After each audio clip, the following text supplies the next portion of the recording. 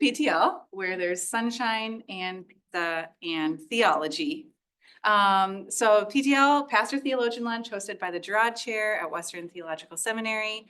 We are here to talk about a topic at the intersection of deep theological engagement and practical ministry. I'm really excited to introduce you to Reverend Agshin Jafarov.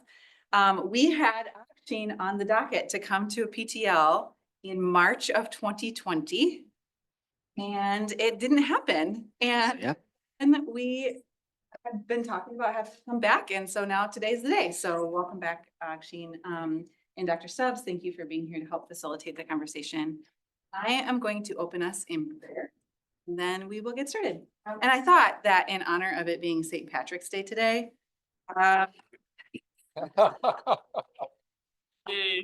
just going to read the prayer of St. Patrick, the one that gets, I pulled it up on like an Etsy thing you can have on your wall, But I thought I would read that for us as we remind ourselves why we are gathered in this place and why we are called. Christ with me, Christ before me, Christ behind me, Christ in me, Christ beneath me, Christ above me, Christ on my right, Christ on my left, Christ when I lie down, Christ when I sit down, Christ when I arise, Christ in the heart of everyone who thinks of me, Christ in the mouth of everyone who speaks of me, Christ in every eye that sees me, Christ in every ear that hears me. Christ be with us in this place.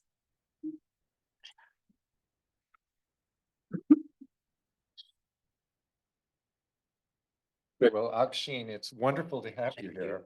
Agshin was a student here at WTS. In 2015, 2016, I believe is when he did his THM degree. And before that, he was an MDiv student. And so he's been seeing Western Theological Seminary in years past. I remember in 2015, 16, he was working with Bob Van Voorst. I don't know if anybody, of course, all of us older people remember Bob quite well. Bob Van Voorst, and you were writing on monotheism. Yes. And doing some comparisons between Christianity and Yes. on kind of monotheism, Trinitarian Yes. stuff, as well as Han Luen was your worked with you as well as a Yes. faculty colleague Yes. at the THM program too. So, but I'd love to start off. We want to talk about a little bit of your story and your ministry, how you think and theologize about your ministry. But if you could just start off by telling us a little bit, how did you get to WTS and what have you done after you graduated? So I'll make a long story shorter by sharing, I guess, main points, since otherwise it will take longer than we would like to. So as you may see, I speak with accent. I'm originally from a nation called Azerbaijan. How many of you heard of that nation? Oh, great. Awesome. Sometimes I have to kind of explain because a lot of people really haven't heard of that nation. So it's a small nation, post-Soviet nation. I grew up in Azerbaijan, basically went to university there, graduated, but in 2003 or 2004, I became a Christian. I grew up in a secularized Muslim family where my parents really didn't believe in God, or religion was for them just like I mean, my dad worked in Communist Party of the Soviet Union, so for him, religion was opium of masses, So those of you who are familiar with Marxist teachings, you may know that phrase. So I became a Christian, but later a Christian friend of mine helped me to, I guess, came to the United States and go to school. So I had an anthropologist friend who's like my father from the United States. He was teaching at Western Michigan University. So he gave me my first Bible in Turkish, which is a language that I can read and understand, because at the time I didn't have access to the Bible in my language. So anyway, my journey towards Christ started by reading the scripture. Long story short, I became Christian. After that, I was helped by my friend who visited the United States. I went to Western Michigan University to kind of polish up my English a little bit. And after that, I enrolled at Western Theological Seminary. So that's how I met Dr. Stubbs and all the wonderful students and faculty in our seminary. So that's how I ended up being in United States. I attended at the time I was attending First Reformed Church of Portage, which is a small church. I think later it left denomination, but at the time it was part of denomination, and I was under care of Southwest Michigan classes, which unfortunately collapsed later. So I went to school from that church, was under care of Southwest Michigan classes, graduated, and started to work with students who were studying at WMU, Western Michigan University, and that was because there were a lot of Muslim students coming from all over the world. With the several people with our church, we thought that it would be a wonderful ministry opportunity. So that's where I started to work. It was really basically a student ministry, ministering to students, but also evangelization, although it wasn't really straightforward since student environment is different, really academic environment is different. People don't come to you with the questions that usually someone who works, say, in truck driving would come to you. They come to you with quite different questions. So that was a wonderful learning experience. I worked there for probably, I don't know, maybe 5-6 years. After that, at the time, refugee crisis was a really main, I guess, international thing. It was really something that a lot of newspapers were speaking about. So at the time, I moved to work with refugees. I established a board for the ministry. And several people from Holland, several people from RCA and local churches became member of the board, and I started to work with refugees. So the refugees, what I did, it was mostly Afghani refugees, Syrian refugees. I was basically a bridge between refugees and churches. So sometimes there would be cross-cultural miscommunication happening. And since the culture I grew up is really close to, it's almost like you would say Eastern European and Middle Eastern culture, somewhere in between. So I was able to familiar with those cultural norms, and I was able to help people. So I was helping churches to understand refugees, and I was helping refugees to understand churches. If they needed resources, I would be able to help them in terms of finding these resources. If these refugees wanted to attend churches, some of them wanted just to know what churches do out of curiosity, I would connect them and help them to attend churches. I used to also counsel or advise, whichever you use, whichever word you use, the churches on their refugee ministry. So several churches started to sponsor refugee families coming to Michigan. And I was helping them in terms of how to put their team together, how to reach out to these refugees and what to do and how to handle various, you name it, conflicts that may arise. That was the ministry that I did for some time. But then refugee ministry slowly really started to change in a sense that, as you may know, number of refugees dwindled, country moved in a different direction. So at one point, I felt called to work with churches, but in a different capacity. Rather than working with refugees, I thought I would be able to use my experiences to work in outreach field. And that's how I ended up working with Third Christian Reformed Church, which is a CRC church located in Kalamazoo. Just before pandemic, they had a position opening outreach pastor, so I applied and they hired me and I started to work with them. But that job it was still related to what I did to my work with refugees, but it was different in a sense that it was much more local and much more focused. So I didn't have to drive around a lot, visiting different towns like Kalamazoo, Grand Rapids, Holland. So it was mostly one neighborhood in one part of Kalamazoo, and that's what I call to do. Basically connect church, the local neighborhood, work with neighborhood people and organization, and somehow help the church to be involved and help the neighborhood to come to church if possible. So that is the ministry that I'm involved. As part of that ministry, what I do, I reach out to neighborhood. I help our church connect to neighborhood. So we developed hospitality ministry because the neighborhood our church is located is very progressive, one of the most progressive neighborhoods of Kalamazoo, called the Winchell neighborhood. But the church itself, CRC church, tends to be pretty conservative. So there's like political misalignment, if you will, which really in theory shouldn't be a factor, but in everyday reality is a factor between churches and their neighborhoods and their environment that they interact. So I work with them. I work with neighborhood, basically reaching out to neighborhood organizations, offering them ministry of hospitality on behalf of our church. And I also help our church when it comes to adult faith formation. So that's the language in CRC they use, at least our church uses, basically adult education. It's Sunday schools, Bible studies, specific classes that we may organize, finding teachers for those classes and teaching at those classes. Those are my responsibilities. So very briefly, that's what I do. It's an interesting mix. Oh, there we go. It's an interesting mix of things that you do, both within the church as well as Yes. within the neighborhood.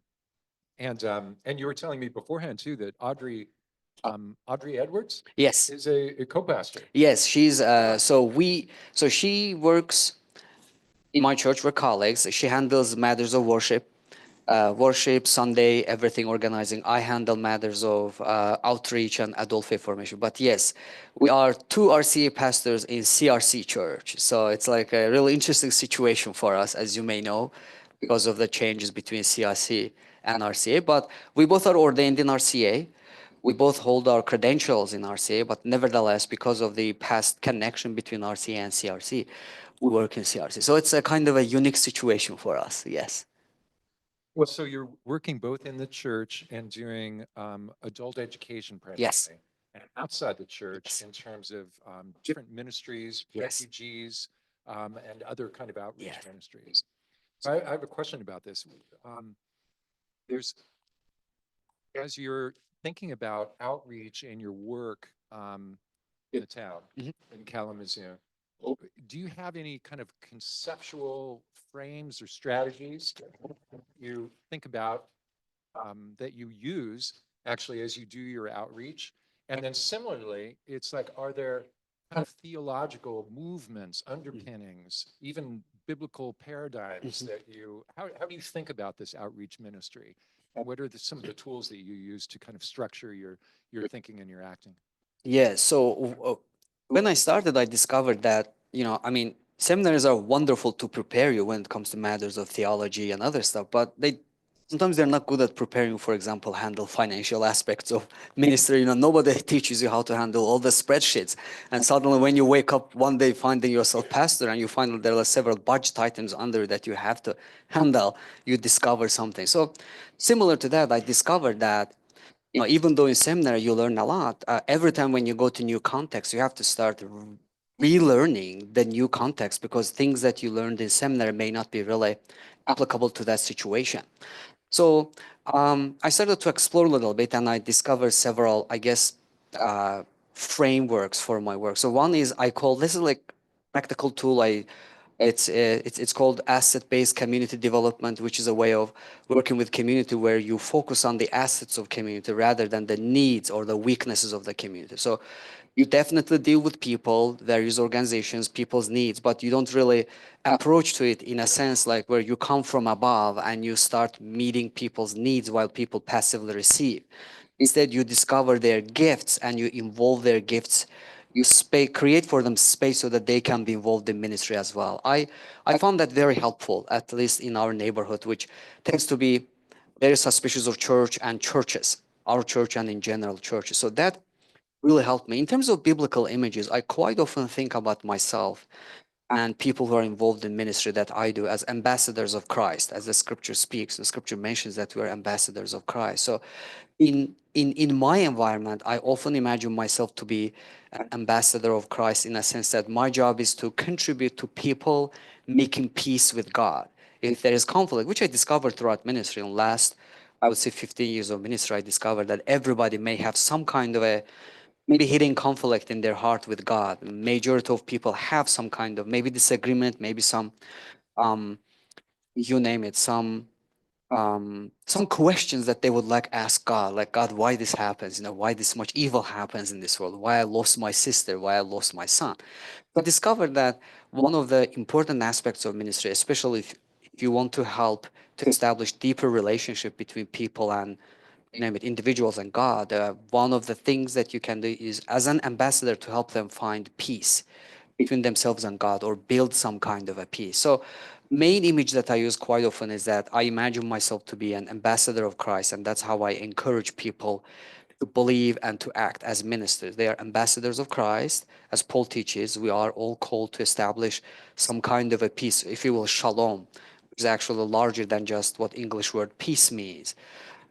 So that is one thing that I use, one of the biblical images. The other one that I use quite often is Again, this is my, I guess, approach. I often find also the Book of Acts very helpful in terms of ministry, kind of finding some models and learning in ministry. I would say, especially the way Philip runs along the way with the chariot of Ethiopian eunuch and then tries to explain the scripture. That image appeals to me a lot. I feel like I can connect with that because it really, it's where you can bring in the scripture, you can teach Bible, but you can also preach the gospel. You can also evangelize without necessarily being on people's faith, on people's face.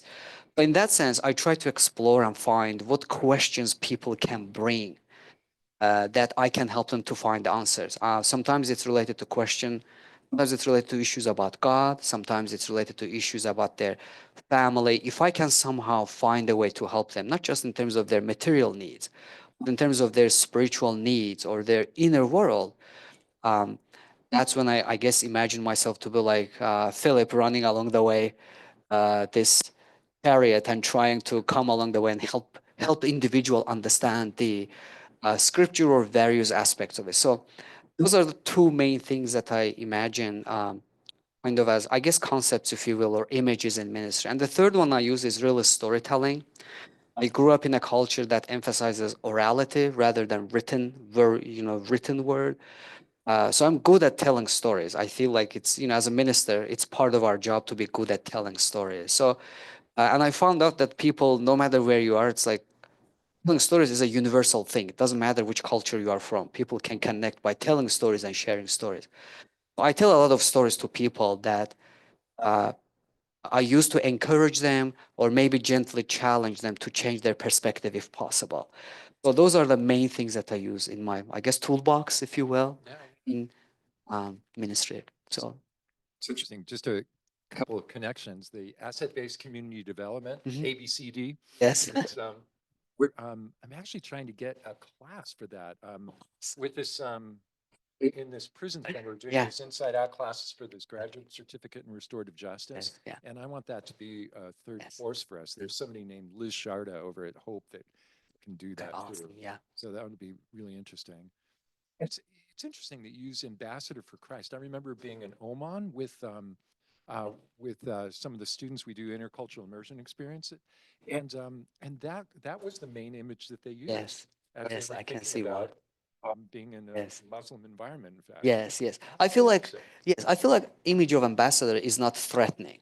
The image of evangelist or missionary is really threatening. When you go to people and you call yourself missionary, especially someone who's a Muslim or say Jewish individual or someone who comes from Buddhist background, some of them, if they have little bit of understanding of Christianity and little knowledge of its history, they almost always have some kind of a stereotype that makes them defensive against meeting and talking to missionary. I remember that I learned it my first year working on campus. As soon as I would tell people that I'm a missionary, which was my official title, I would lose connection. They would be very cautious. They would be very defensive, polite but defensive. So, and slowly I realized that giving another image or conceptualizing my work with them, sharing with them parts of the story that doesn't come across as threatening makes it easy to connect. And the image of ambassador was really easy to connect because everybody knows what ambassador is. Everybody knows, at least in general, what ambassadors do. Ambassadors usually represent nations. Ambassadors contribute to different countries, negotiations between the two, and everything happens within specific rules of international law. So I felt like a lot of people can easily connect to that. And from there on, that became Ambassador of Christ became one of the main images that I use in ministry. And I still do that. And even when I preach, I quite often use that image to encourage people. interesting. Okay, so you're doing a lot of this outreach, and then you come back into the church, Yes. and you're talking to very different people out there versus inside here. So, in what ways do you educate your congregation about outreach and the mission work that you're doing? So how do you do that education as well as how do you encourage people to get involved? Yes. So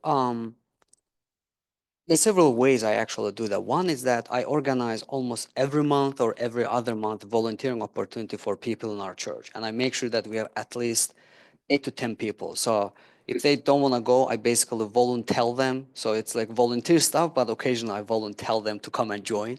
So we go, we volunteer in a local organization, and once we come back, probably a week after, I make sure that I include a little bit of time in our Sunday school to debrief what we learned, what happened, did we like it, what we did not like, um, what was, say, biblical image that came to came to your mind. How would you able to see yourself in the same ministry, but as a Christian rather than just as an individual? What image of the scripture appeals to you? So debriefing or processing what we had gone through previously as a volunteer, volunteering in a local organization, that helps a lot. I also teach. We have mission moments every month where we invite one of our local groups that we support, local organization, come and share with us brief updates. I also give them time to come and teach in our Sunday schools, whether it is local organizations or missionaries. I invite them to come and teach in our Sunday school, which they do. But beyond that, I always, again, this is one of my principles. I always make sure that when I preach or when I talk, when I share about ministry, I always emphasize that church is called to be open. And one of the call, or if you will, one of the core elements of Christ's teachings is that we have to be able to overcome our own defensive mechanism so that we can open up to people as they open to us. So it's not just growth experience for us in a sense that we go and volunteer, but I encourage people also to understand that growth experience comes to you when you are willing to go through some level of, let's say, challenge or pain, because there's no growth without pain. They experience, so let's go, volunteer in a place that usually church people don't go. Let's say we have in Kalamazoo, we have poverty-stricken neighborhoods, and I don't see a lot of churches going and doing their street ministry. I may convince people, and we may go and do street ministry in this poverty-stricken, mostly African American neighborhood that people from our church may not be, easily connect. So I emphasize the aspects of ministry that comes across as gentle challenge to people, so that going and doing these things it is wonderful, but it's not like you are paying back to Christ so that you can end up in heaven. It's like, okay, God promises you something. Here's my payment to you, God. Here's my time. Here's my money. I'm gonna be in heaven. It's almost like consumer relationships. So I try to emphasize that we are God's servants. God is our master, and we are called to do these things, but also in the process change. So I occasionally invite people, especially some of them. I really love invite when people are pretty much outside of social circles of our congregation. So a few years ago, I invited a former gang member to come and speak in our Sunday school about his gang life experiences and how he turned to Christ, what changed his life. So things that most of the people in our church don't have access or don't see in everyday life. I feel like helping them do that really helps people open up. I quite often, if I can find, I invite people from different paths of life. So I invite Buddhists. We have a Buddhist monastery in Battle Creek. I invited their abbot to come and speak in our church. I invited Jewish rabbi to come and to speak in our. So people from different faiths. Nowadays, I'm trying to invite a Mormon bishop to come and to speak in our Sunday school, kind of, to help us understand. Because unlike RCA, I noticed that CRC still tends to hold on to Dutch heritage, which is not wrong. That's fine. But CRC tends to be a little bit more have more like ethnic component, historical ethnic component in its, I guess, models of doing ministry rather than in RCA. When I started seminary here, I mean, sure, you know the Dutch heritage, but compared to CRC, it was like almost cosmopolitan here. When I started to work in like CRC, it was real unusual for me. Like everybody goes to Christian school, everybody goes to Calvin University.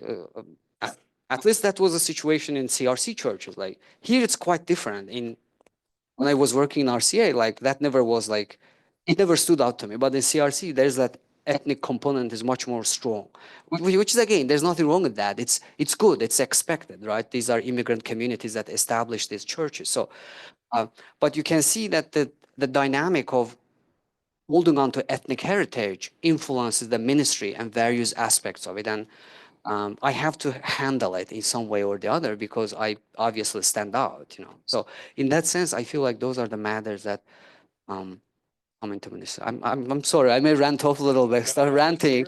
So So, okay, I've, one final question before we open it up to questions, from everybody else, but, so WTS is going to go through a strategic plan right now. And we're thinking about how to do ministry, and how to do theological education in the future.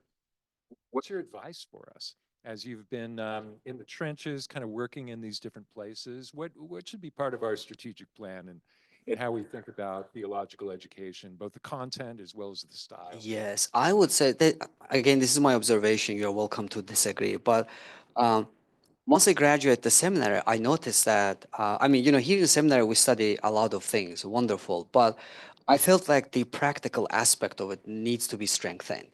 The where future pastors, future theologians become much more involved in church life. I use the phrase like getting your hands dirty in the things of life. I feel like being able to reflect on that theologically and process all of that and then incorporate that into ministry, I feel like that would be a wonderful emphasis in future in a sense that, so for example, I'll give you an example.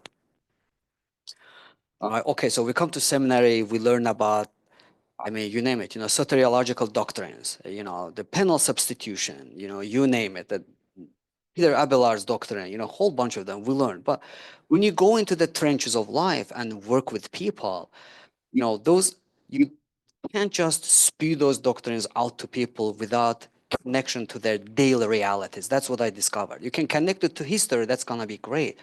But unless it is related to people's challenges right there and then that they are dealing with, those doctrines quite often fly over people's head unless they are, doctrine specialists or they have special attachment to that and they love digging deep into that. I feel like practical component, if strengthening that is possible, that would be wonderful. The other thing that confirmed that kind of, guess, inclination for me is that I took chaplaincy.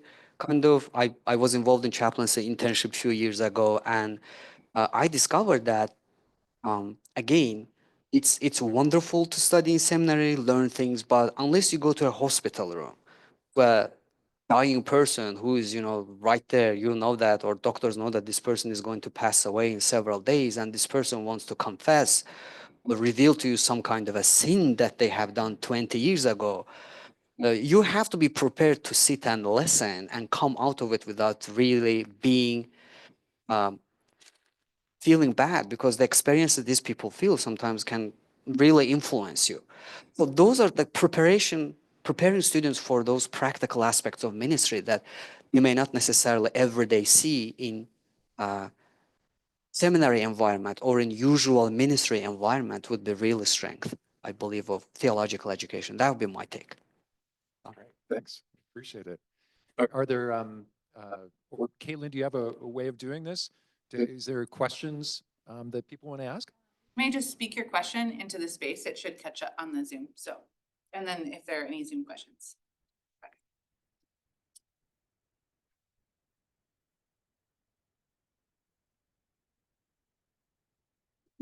You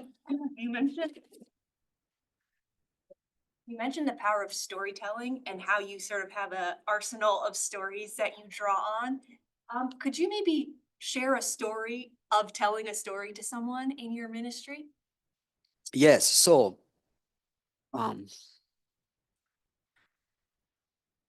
so there are different stories I share. Some of them, excuse me, let me turn this. Some of them come from my childhood experiences. Depending on context, some of those stories come from straightforward biblical stories. I just add a little bit of comment around them or connect them to my private, personal experience. I'll share you one. Several months ago, I organized a Sunday school class in our church. This is, well, not several months ago, actually last year, before elections. I organized it, and the topic was, let us help people to evaluate news resources, news sources as they listen. There's so much distorted news. So we had a kind of news, I guess, expert in our church, someone who's really very heavily involved in communication world, communication system. So we organized the class. It was like 2 class sessions. This man was known in our church to be someone, a very liberal individual. The class started. 2 days later, someone emailed to our transitional pastor saying that, well, this person really shouldn't teach because, he's liberal, he doesn't believe this or that, why he's supposed to teach in our church, for example. Right? It's a real event. So that happened, and I knew that it's going to go to the teacher. Like, teacher will hear it somehow. Every church has its own gossip channels. It doesn't matter how much you control. Gossip is like part of any community. It doesn't matter where you are, what culture you are. Gossip is part of reality. So I knew that the person will hear. So I wanted to encourage my teacher. I didn't want him really to lose desire or to become discouraged. So what I did, I wrote him an email, and in that email, I told him a story from my own past, using a proverb from my own culture, the way I brought up. So I told him that, hey, I'm gonna use the name Jeff. That's not his real name. So hey Jeff, I hope you're doing well. I'm just emailing to see how things are going with you. Probably you heard various gossips, but hey, this is the way I grew up. I remember when I was growing, my mom would always tell me that, no matter what happens, you continue to do your job, because if you don't, at some point, people who are against you, they will have even more upper hand. That was, of course, my mom saying, but I kind of put a twist on it, saying that, when I was growing up, I heard this proverb that said, no matter how many times dogs bark, the caravan still will pass. So I kind of told it to him that, this is like, it's a proverb, and here's like explanation of it. No matter how many people throw a stone at you or your work, you still can continue to do your work without being discouraged, because what you do has a greater importance. There are many more people supporting your ministry. So I told him story like that, like a brief short story about my own upbringing, how that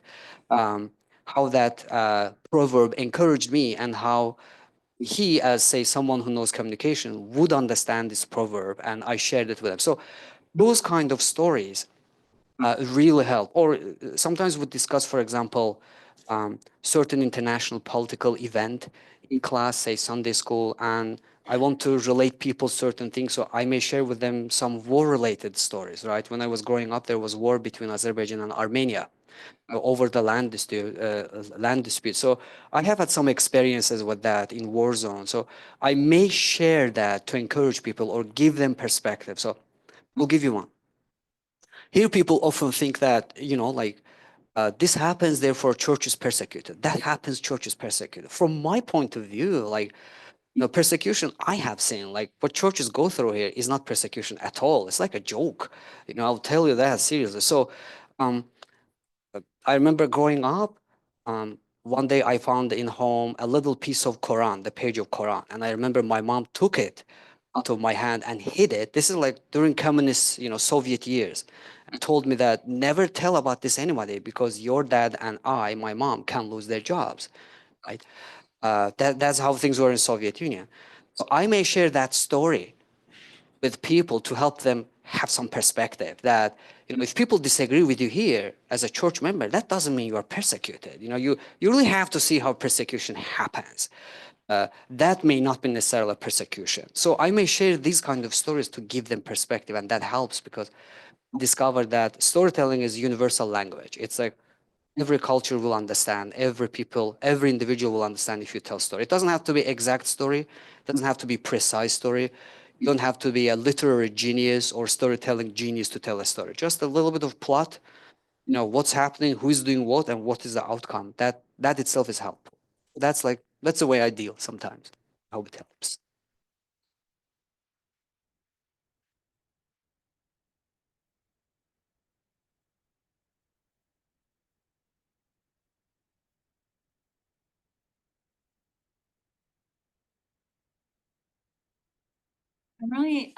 I'm really struck by this kind of vision of your work as a pastor of outreach. And it seems to me what that really, the heart of that for you is, that you're a pastor of the community. And I just think that's really fascinating, the kind of world that you are living in, where a lot of your time is kind of spent talking to the people within your own church, trying to kind of broaden their perspective and some of these like stories that you're sharing. And also because the heart of your work is like being the pastor of the community. And I'm just curious to hear, like, how does that work in your church system?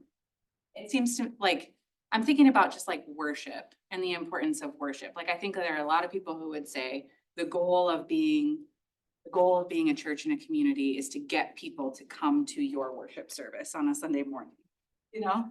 So how do you kind of navigate that in your system? Yes, that's a good question, because when I started in our church, there was a lot of people who had the same mindset that Akshin's job is to increase the number of people coming to church, attending the church. That was a little bit hard to overcome, because people, I mean, you talk someone who grew up in a church, but their understanding of church, say, does not necessarily register significant changes that happened in church after, say, 1970s. So they may think that ministry means going and knocking on people's doors and, telling them biblical stories like Jehovah Witnesses. So in those contexts, I quite often find a resource that can help these people to help them understand that ministry has changed. Sure, some people hire outreach pastor for that, but in our context, I mean, thank God, our church gave me some independence to build the ministry based on my vision. I had to explain to our church's leadership that that is part of the church. Yes, we want people come to the church, but even greater goal is church reaching out to people and giving people hope in Christ, even if these people don't come our church. If God saves them, if God works with them, if God leads them to another church, if God leads them to Christ without necessarily putting them in some kind of a church today or tomorrow, that is already gain for the kingdom. So I'm trying to help people kind of leave, I don't know what to call it, maybe very local, hyper local context or vision for their church, and see a little bit larger and realize that our church's well-being is also dependent on what happens outside that is not directly related to our church. And I feel like that helps. So if our church can help 10 people find Christ in one way or the other, or if our church can help 10 atheists come to our church and find community, that's already a gain. Even if those people may not believe in God today, Christ may find a way to work in their hearts. The main thing is for these people to come to the church or to go to different church, but still be followers of Christ. So I try to help people to realize that people coming into the church is important, especially my church, growing my church, making my church larger, stable financially is great, wonderful, important. But that's not the only thing for ministry. The other aspect of doing outreach and ministry is really helping people to find their path to Christ, even if not in front of my eyes or somewhere else. And the image I use for that quite often in church is Apostle Paul. He teaches that I planted seed, Apollos watered, and someone else did something else, right? So the way we do the ministry does not mean that we will necessarily see the fruit of it. The fruit may be for someone else. Our job is to plant the seed and then let God to bring somebody else, if God wants, to water that seed. We may not be around for that seed, but that tree may grow, be a large tree, and may give shade for many, many people, right? One of the images that Jesus uses, right? The mustard tree, many, many birds coming and sitting on its, branches, and many, many Gentiles coming. So I use those images to help people kind of to see a little bit broader picture, in a sense that our church is important, yes, but our church isn't the only important thing. And significant ministry doesn't always end up people coming to church. Sometimes that happens, people going outside of the church doing ministry. And I feel like that helps. Being involved in neighborhood also helps, because when you're involved, at least in my case, we see the work in a sense that neighborhood became much more involved in church. We quite frequently receive cards from neighborhoods saying that, hey, thank you for your church doing this, thank you for that. So those are the things that help, even though the numbers don't go up necessarily. People still see some value in the work, where like you see like neighborhood changing its attitudes about the church. So I feel like that aspect of it helps, but it's a challenge. Not everybody agrees with that. Some people think like ministry should be done only this way, and any other way is not really the right way. So it's like it's almost negotiation, give and take. Thank you.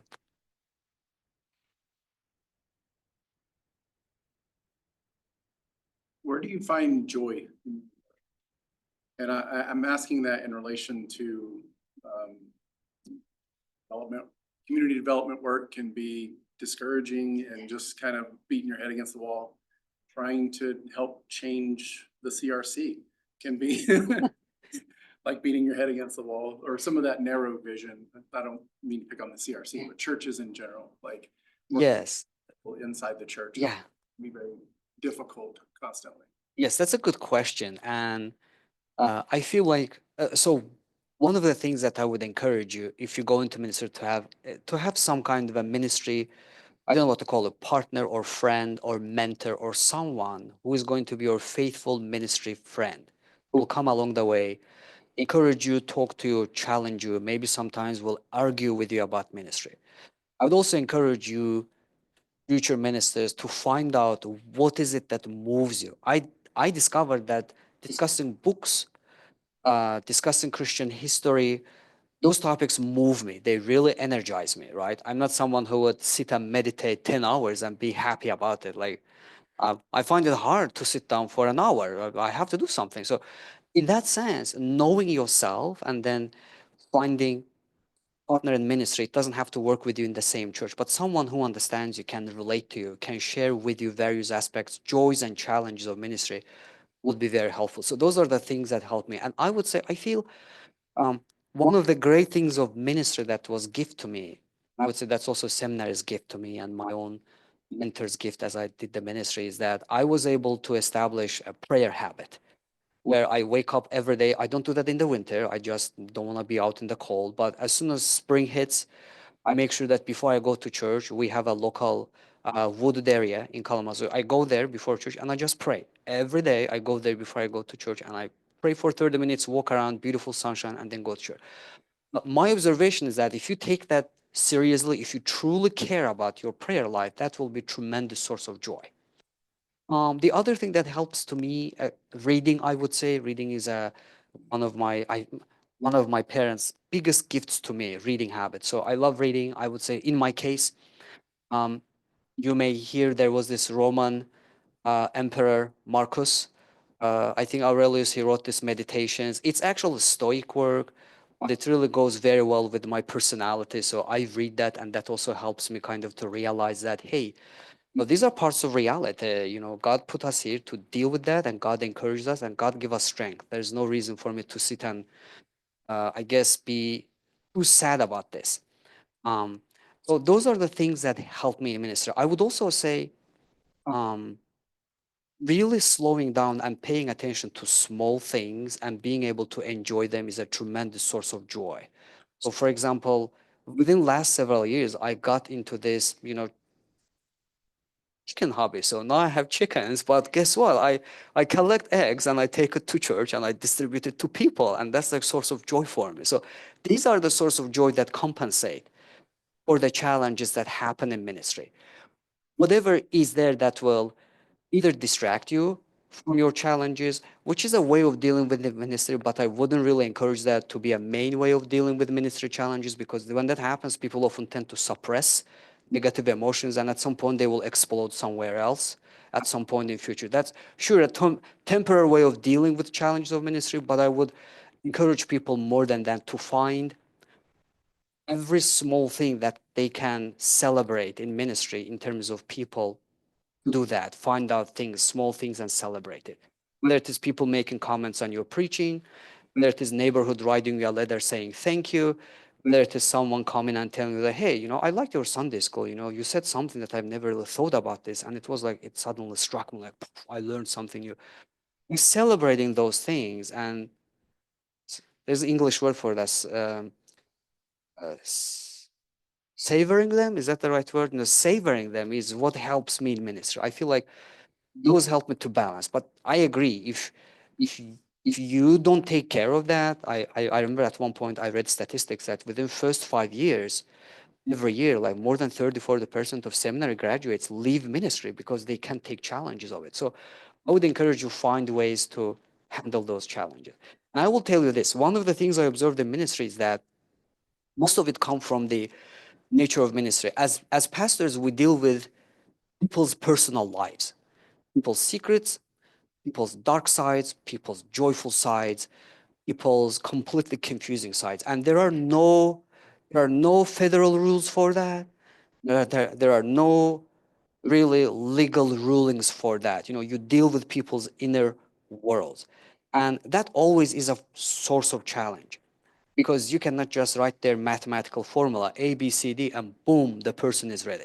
You have to work with the thorny issue of human nature. So I feel like a lot of source of challenge for ministers come from that.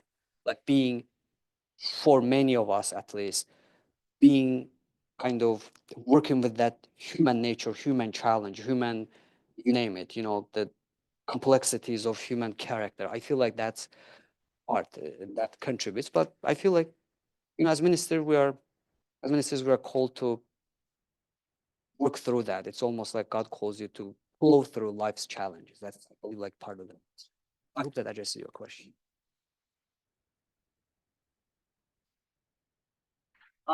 You mentioned earlier about spaces where you'd invite a Buddhist or a Muslim to speak to members of your church. I'm curious what sort of perspective you offer your congregants in preparation for those spaces.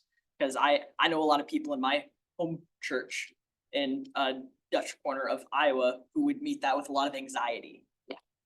Yes. So I have several ways of doing it, but one is that I always go and meet with the person that I'm going to invite to church to explore with them the topic.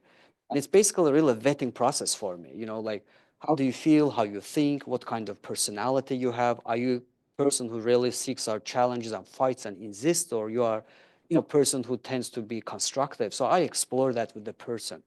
But usually before that, Sunday, say one Sunday before that or two Sunday before the individual comes to our church, I spent probably 10, 15 minutes to inform the individuals in the Sunday school who was going to participate, say, in this speaker's Sunday school. I informed them about the speaker's background, their religious background, why we are inviting them, and what we are expecting to learn. I feel like that helps tremendously. And on top of that, throughout years of the ministry, I tend to be very ecumenical kind of minded Christian. Whenever I preach, whenever I talk to people, I make sure that if I have opportunity, I help people understand that other religions and other faiths are not necessarily our enemies, or they are not there for us to really kind of battle against and fight and win. We disagree. We can continue to disagree. We can, convince in each other's in various, opinions and doctrines about those matters. But at the end of the day, my biggest go back is that we all are created in God's image. Muslim has, he has been created in God's image. A Buddhist monk has been created in God's image. I don't know, some person, a gang leader who abandoned his ways, he has been created in God's image. So really emphasize that to find connecting points between the individual and the scriptural teachings that will help Sunday school attending people, Sunday school people, to see that connection and relate to the individual. Now, obviously, if you invite somebody, say at one point, I invited this person from Grand Rapids Mosque. There's a Grand Rapids Mosque. There are actually 2 or 3 of them. I invite him to come to church. A wonderful man, but turned to be a little bit abrasive. So this was an interfaith dialogue. I invited a Jewish rabbi, Episcopalian priest, and a Muslim imam to come and speak to us about peace in these different religions. But everybody participated. Everybody really was cooperating, except this Muslim imam that really started to talk about Satan, how things go wrong in the United States, which is fine. But, there's like the culture that people need to take into account. So when those kind of challenging situations happen, I do debriefing after the community gathering. Once people leave, I ask people if they're willing to stay. They stay back, and then we do a little bit of debriefing, what they learned, what they disagree, what they agree, what is it that we can do next time better, what is that they learned about themselves through their own, say, feelings and challenges, and how they can bring Christ in to their own discomfort. I feel like those kind of stories or, picture making, image making helps people. That's what I done. So far it worked. So far it worked.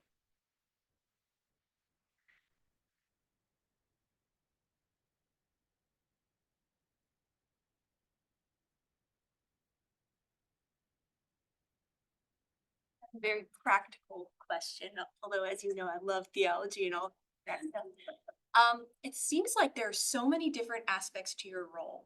Like there's big picture strategy setting, communication with leaders, and then also it seems like you're doing some like one-on-one walking alongside folks. So how do you discern how to distribute your energy and how to spend your time when all of those opportunities seem really pressing?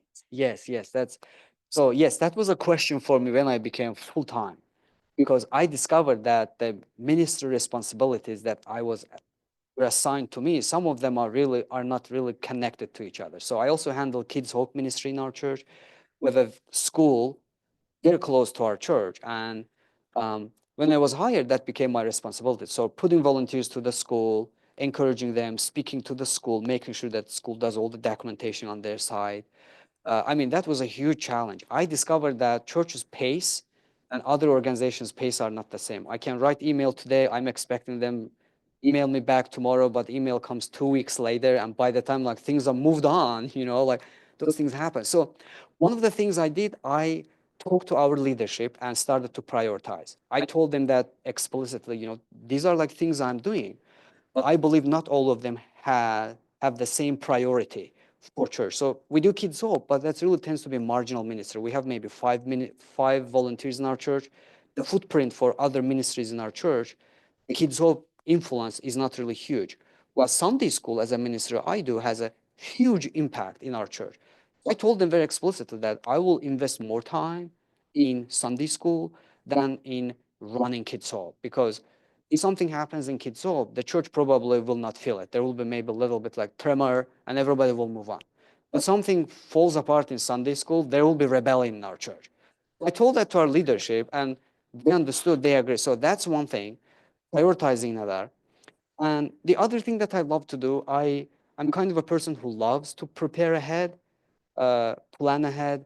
That helps me. So my Sunday schools, for example, are filled all the way end of May. So I know what day, who's coming, what they're gonna teach about. All the way until end of May, I have no open Sunday school slot, so that I can devote my time to something else instead of worrying about, okay, who's gonna come next week to speak in my Sunday school?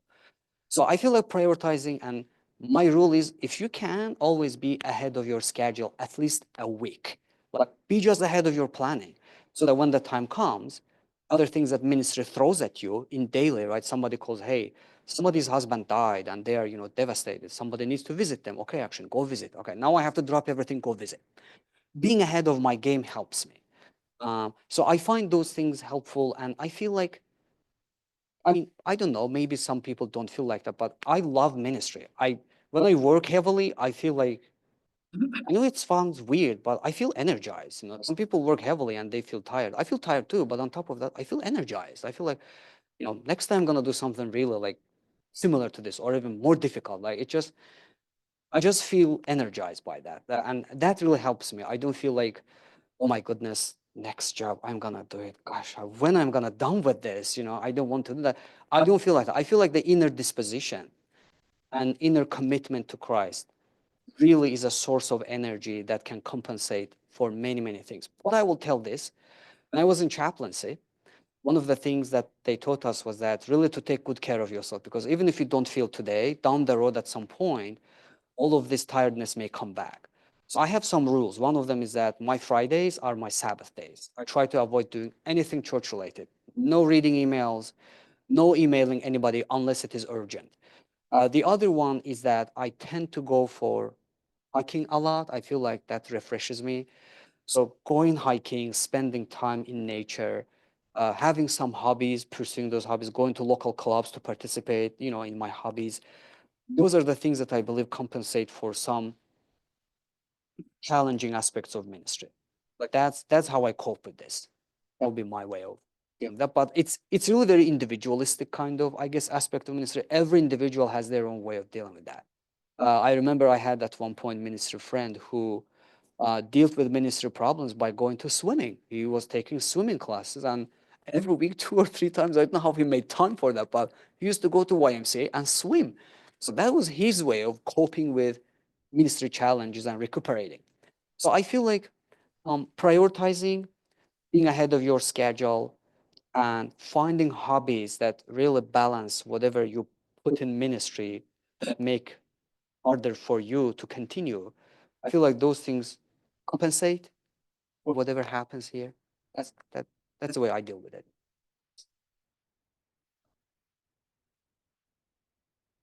I see we're nearing the end of our time too. Agshin, it's really fun to reconnect. It seems like Yes. you're a master practitioner at what you're doing. It's really exciting to hear everything that you. you're up to and how you handle it. Is there a question that we should have asked you but didn't ask you?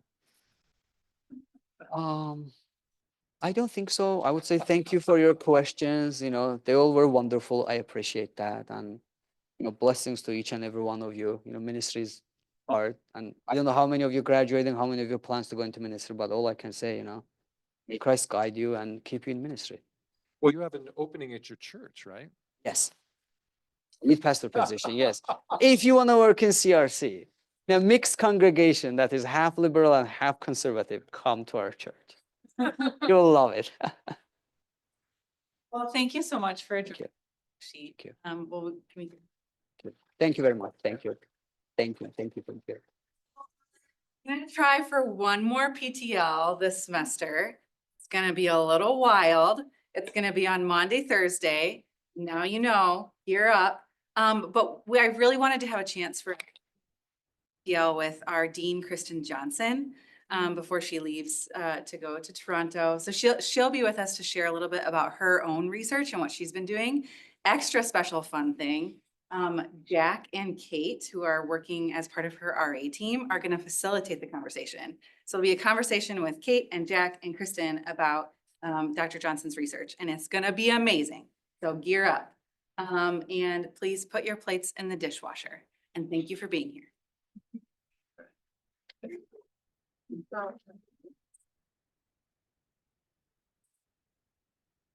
I think you need to. Yeah, I'm gonna put mine in the dishwasher.